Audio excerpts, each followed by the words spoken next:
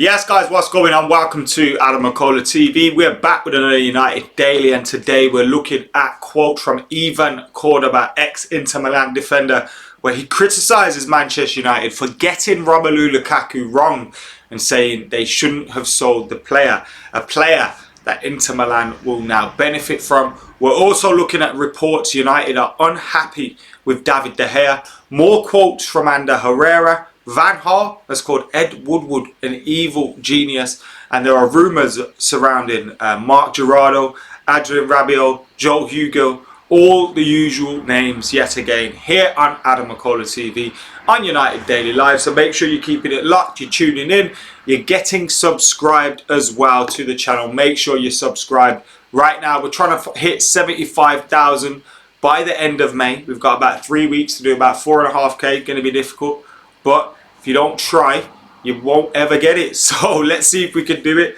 or at least get close. So get subscribing to AdamMcKola TV if you're not already subscribed. We've obviously got loads to get stuck through today. And then later on today at 8 PM UK time, we've got McKola and Howson's Pod to Nowhere with me and Steve. Tomorrow, around this time, Premier League Gazette. And then in the evening, United Daily Live at a later time on the usual Monday slot of 10:30. So we've got an action-packed few days, and yesterday you even got a little bit of Football Manager content. We started the career mode on Football Manager, so you got that yesterday. So happy days. How's it going? How's your weekend going? How you all feeling? You feeling good? The weather's been all right. It's a bit grey now, but it's been all right. But everyone's been locked indoors, apart from some of the idiots on the news who are doing congas and all that shit. What the hell's going on there?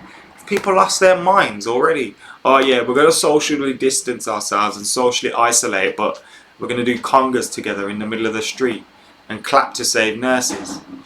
Fucking bellends. Anyway, let's get stuck into the news. But actually, before I do that, I need to thank Keaton Ramesh for joining AdamMcKola TV. Keaton Ramesh and Alex David Burton have been the latest members on the channel. We're now 6 away from 50 members on the channel. If you can join, click join, find out more, and if you fancy it, get stuck in. But like I said, we're here for the news, so let's get stuck into that news. And the news comes from Ivan Cordoba, ex-Inter Milan defender, who has been speaking, and he said United did not understand Lukaku's potential. His last season was bad for him, but he is proving that he is a champion. He's saying United have got it wrong. We shouldn't have been selling Romelu Lukaku, especially to Inter Milan, and we should have kept him at Manchester United. Now, I was one of those guys before Romelu Lukaku came. I think it was 2 summers before Lukaku arrived. I was saying, get Romelu Lukaku. He's the man for Manchester United, and I was excited to see him join the club. I thought it was a no-brainer in terms of a signing. He came, he scored goals, he had a decent record at the club. He only scored 16 goals in his last season, but he weren't the only problem at Manchester United, we know that. He was, though, maybe not suited to the way Ole Gunnar Solskjaer wanted to play. I'd rather see Martial, Rashford in a front 3 or a front 2 than Romelu Lukaku for United. And Romelu Lukaku is going to want to play every single game. His goal scoring record demands it. He is a supreme goal scorer, but he's not a supreme footballer.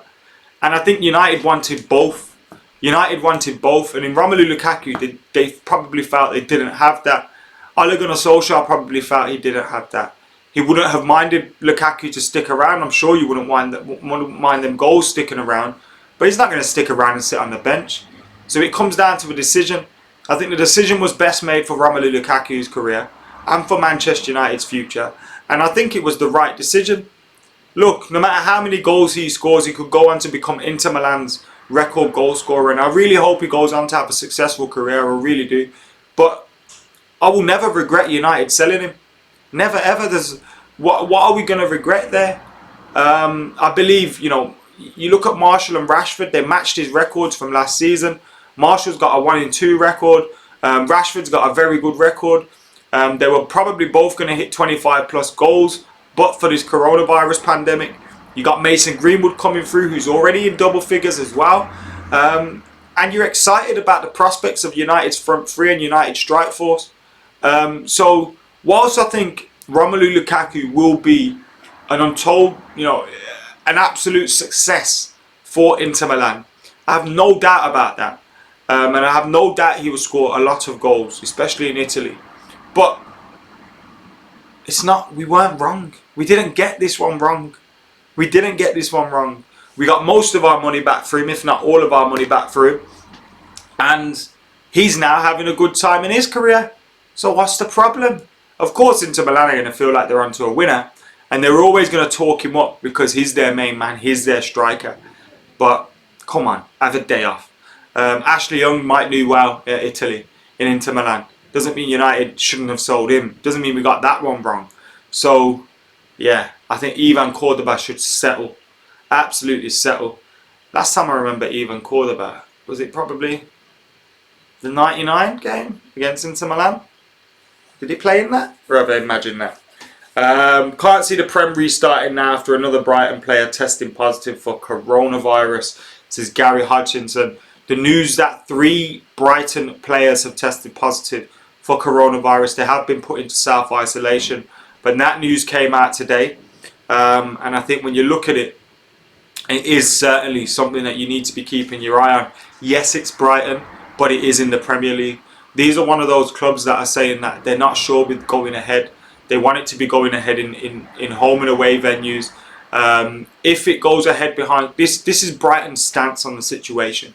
If it goes ahead behind closed doors or at neutral venues... Sorry, at neutral venues, relegation should be scrapped. If it goes ahead, home and away, relegation should count. And I think that's a bang-on perspective to have from Brighton. Because it's fair then. There's no fairness if you're playing 9 games without fans in neutral stadiums after the first 29 games were, you know, with teams having home advantage, going away in front of fans, this, that and the other. It just doesn't make sense. It's not fair at all.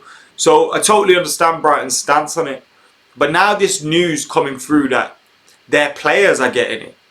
Players have got the coronavirus, a number of them. This isn't the first that's happened. We've seen Arsenal's camp was infected with it. You know, we've seen various teams have issues with this. We've seen in Bundesliga 2 a team had it yesterday and they've had to self-isolate the whole squad. So now what's that going to do for the Bundesliga campaigns restarting soon? So you're going to see these kind of issues popping up over the next couple of weeks and months. It's just like when you know, you can kind of use football almost as when the lockdowns ease, we're going to see a spike in cases then. Now, when is that going to be? We don't know. But we're going to see that, and you could possibly see that happening with footballers, because if you read up on this, some people that carry it can have no symptoms of it, not show anything that they've got it. So they can be walking around not even knowing, giving it to everybody. Obviously, Premier League footballers will be rigorously tested, but there's still risks here at play. How many times can you test someone in a week? How many, you know, morally, what's right with testing being limited? There's a lot of different questions you have to ask yourself here. So it is a weird one. We just have to wait and see what happens. Does this affect things? Will this come into consideration for the future? Was absolutely buzzing when we signed Rom. He had a good first season, but was awful apart from those 3 braces he scored. Him moving on was best for all parties, says Al. German players were in Division 2, says Tom. Did I say Bundesliga 2? I'm sure I did. Sorry if I didn't. Lukaku had a decent run at United, 2 goals against PSG in Paris, so I got nothing against Lukaku. He wanted to leave, so be it. We've got youngsters waiting to step up, Leon says in the comments. And that's bang on. We'll never forget his contribution to that amazing night in Paris. Yes, ultimately it didn't result in anything. It didn't result in a trophy or anything like that. But you know, it was part of a fantastic and memorable night that will go down in the history books for United. The test yield lots of false negatives if the person is showing no symptoms, says Charlie. I didn't know that. I could score many goals at Serie A, to be fair, says Ross.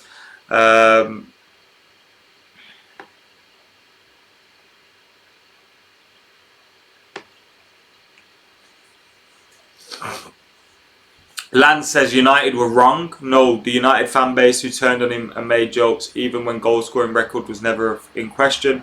Ultimately, Lukaku was fed up and it affected him in the end. I think that could come into it, but I think ultimately Lukaku was someone that thrived off it, and you can't blame. My eye's itchy, man.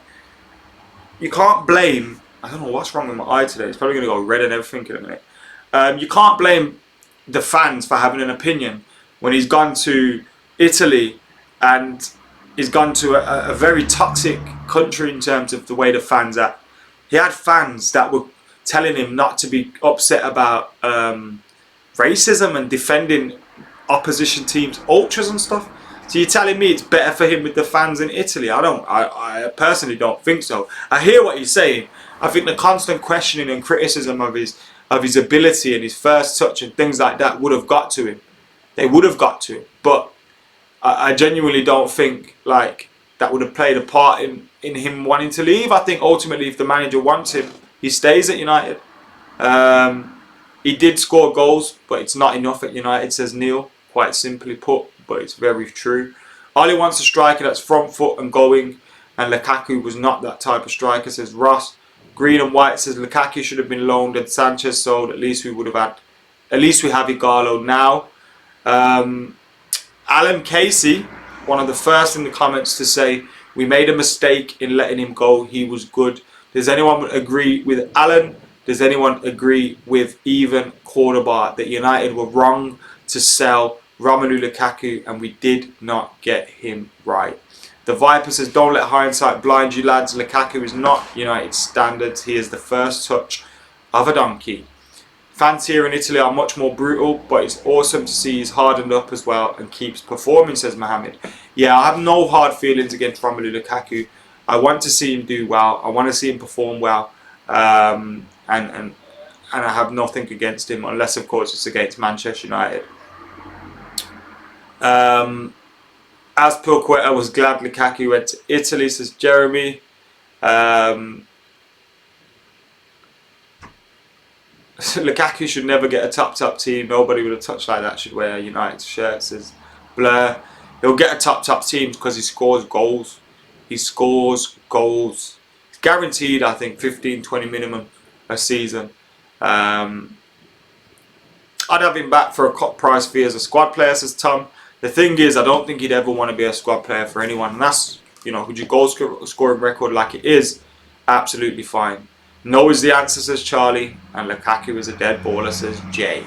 We've got some more Ander Herrera quotes as well coming through, thanks to Rob Dawson from ESPN. And he's been talking about Ole Gunnar Solskjaer, and he says, I'm a fan of Ole. He has red in his heart. I think they have made some good decisions. There's still a long way to go to fight for the title right now, because I think Liverpool and City, they are very strong. But I think United are on the way. They have made some good decisions and they've signed some players who can give a lot to the club. Herrera's affection for United is obvious. A ferocious, battling midfielder who never shied away from the dark arts. I will always have a bit of United in my heart, he said. And I wish them the best because the fans were amazing with me.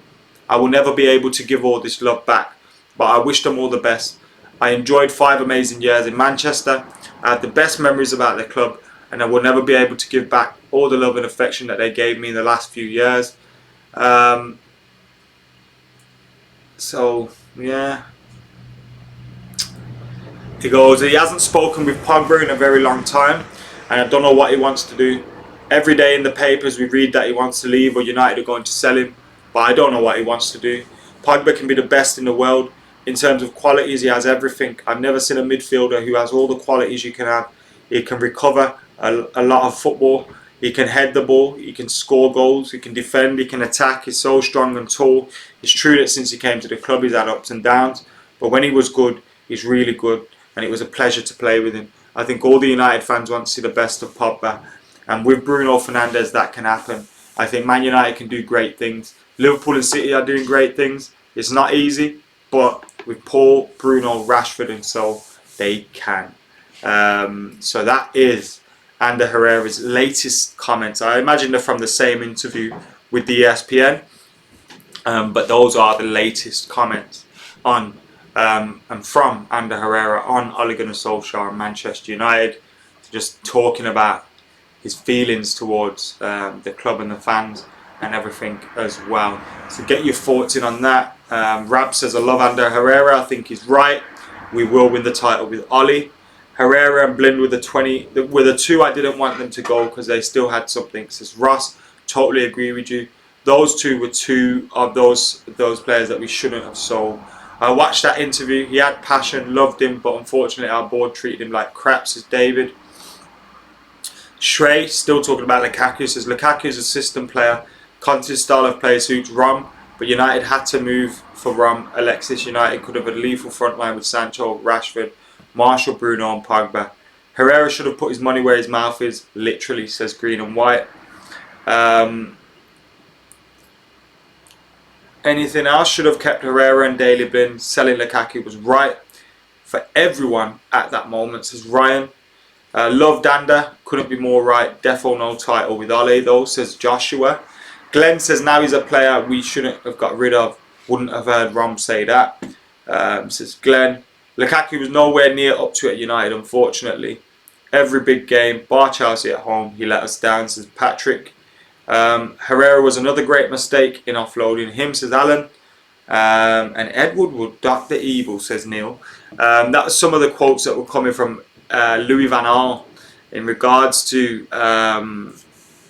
working with Ed Woodward, and he said it felt like he had a head in a noose for 6 months at Manchester United, and that his wife Truce warned him their club were working to replace him. The hardest thing was trying to survive as United's manager when I had my head in a noose for 6 months. From January until the end of the season, my wife Truce warned me. She is a woman, and a woman has instinct for things like this. I did not see what Woodward was up to, but the women have different qualities than men. I really did not sense that they were plotting something. I was wholly convinced that I'd be able to see out my contract and have a third season at United, and it was the biggest surprise of my life when Woodward sacked me. I had faced resistance internally at other clubs and federations before, but that was nothing compared to what I had to put up with at United. At Barcelona I walked away because I was loyal to the president.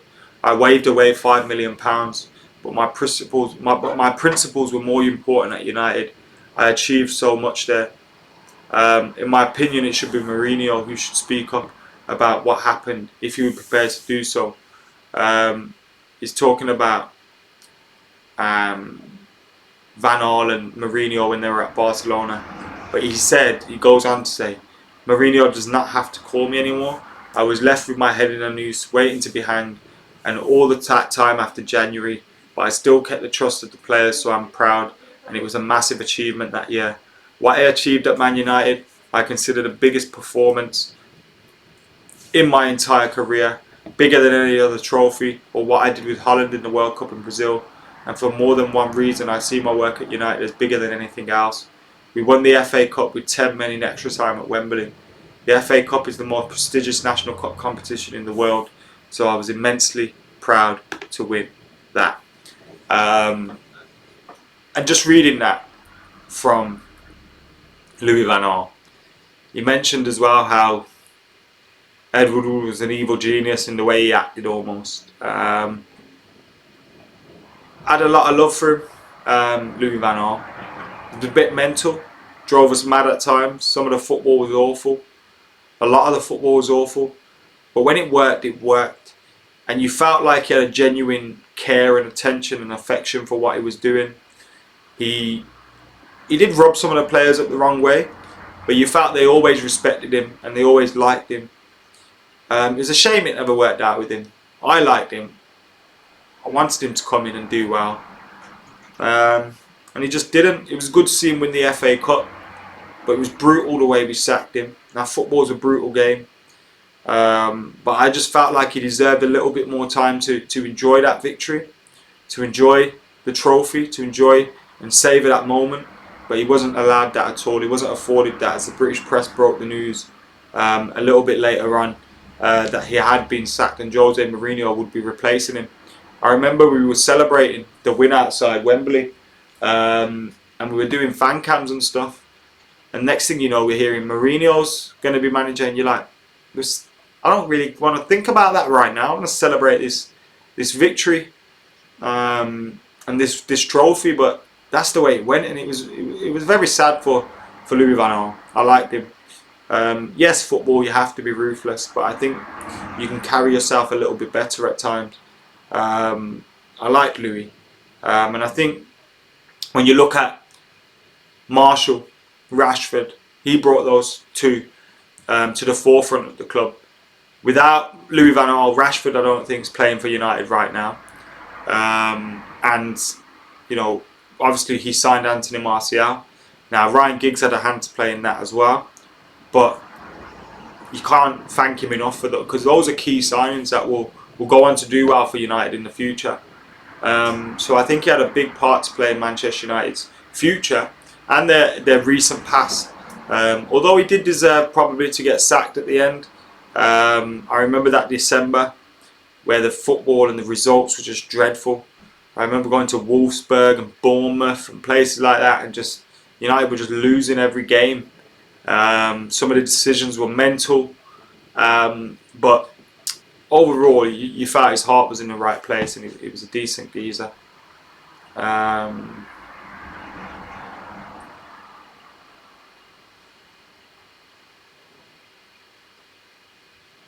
Could have waited a few weeks, says Neil. I think he should have been given another season, and Jose was never for us, just like Poch isn't. I think Poch is more for us than Jose is, maybe. I think Jose would have been the man after David Moyes. Sorry, after Sir Alex Ferguson, instead of David Moyes. But that's just my opinion personally. Andrew White, how you doing, mate? No bother that you're late. We're talking about and looking at the quotes from Ivan Cordoba, which are on the screen next to my mug. That Manchester United were wrong to sell Romelu Lukaku, and we got him wrong. We're looking at Louis van Gaal's comments in regards to Ed Woodward and how his head was in a noose he felt for 6 months. United are reportedly unhappy with David De Gea, although I'm not reading much into that. Rabiot is open to a move to Old Trafford. We've heard that before. And also, Mark Jurado has followed Joe Hugill on Instagram, which is interesting. They've both been linked to Manchester United. There's an article here on the Standard. And let me tell you something, yeah.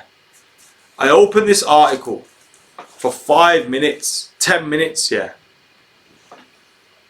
And it's got 3,354 ads have been blocked. 3,354 ads have been blocked on that page.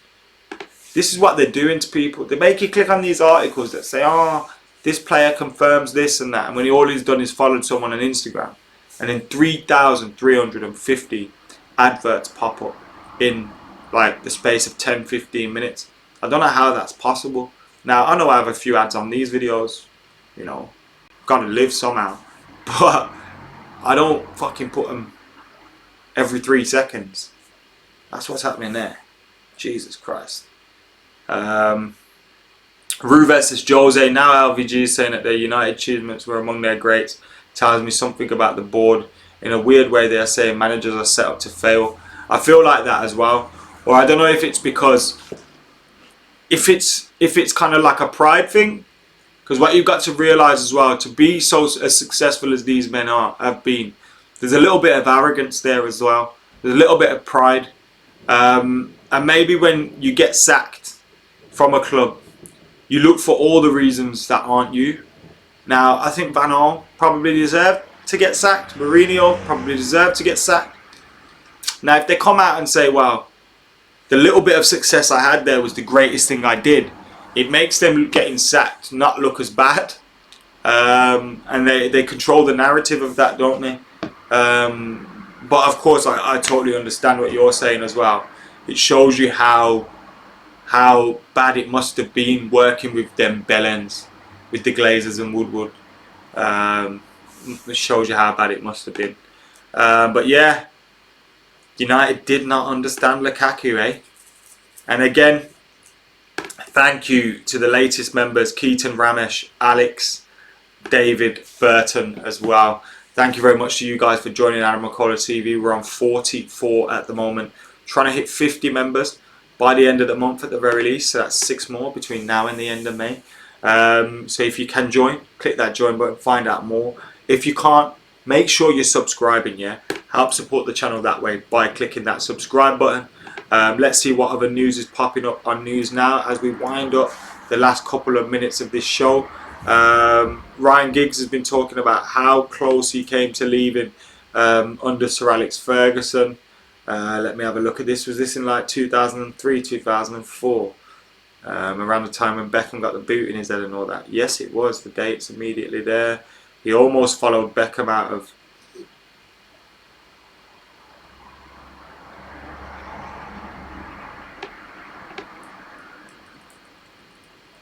Fucking adverts.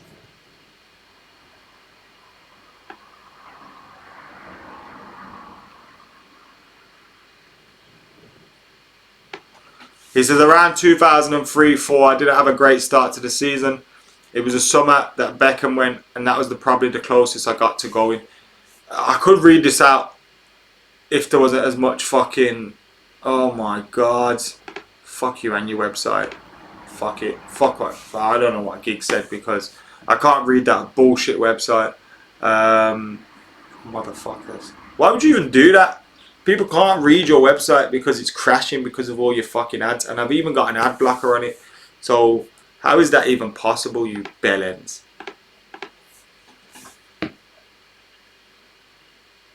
Sorry for being so angry on a Sunday afternoon. AdamMcKola on the Football Manager. Yeah, that went out yesterday. Yes, Keaton Ramesh is in the comments as well. So great time to thank him. My language, sorry man. That website absolutely did my head in. I try and calm down at times. But then I go on websites like that, crashing my computer. Lose my head a little bit. Apologies, folks. Get hit that like button, get comment, get share, get subscribing. Except the first poor touch, however. End products of goals and assistance in abundance. Powerhouse sends forward depending on the fixture he was needed. United is my religion. Take care, Glenn. Nice one for joining us again, and we'll see you very soon, mate. 2 tiers, exactly. You can do a job and score goals, but I appreciate a bit more class. He's no Van Nistelrooy, says Alex. The news about Joe Rodon. Oh yeah, there's talk about Joe Rodon joining Manchester United, a young Welsh centre back from Wales, from Swansea, and he's been linked with Manchester United. Apparently, he has been suggested to us by Ryan Giggs, and as a result, United could be signing him. Around £20 million the fee has been muted as, but I can imagine you can't be getting £20 million for it. But Joe Rodon has been linked. I don't know much about him, but I'll do some research and we'll find out more on Joe Rodon as well. News now is pants. Yeah, it's just good.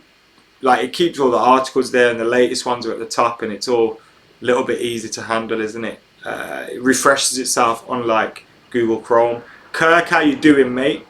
Sivan's watching all the way from Malaysia. Nice one. Right then. Guys, thank you for tuning in to AdamMcKola TV. Make sure you're keeping it locked. You're liking, you're commenting, you're sharing, and you're subscribing. Going to be back later on today, 8 PM with Mr. Stephen Alson for the McKola and Alson Pod to Nowhere. So make sure you're back for then. Remember, guys, on the Discord, hashtag Pod to Nowhere. If you remember, get your questions in for me and Steve. We'll get them in on the community section on one of the members only posts using the hashtag Pod to Nowhere. And we'll start off the show with some of your questions. But for now, I've been AdamMcKola. You lot have been legends. I'm out of here.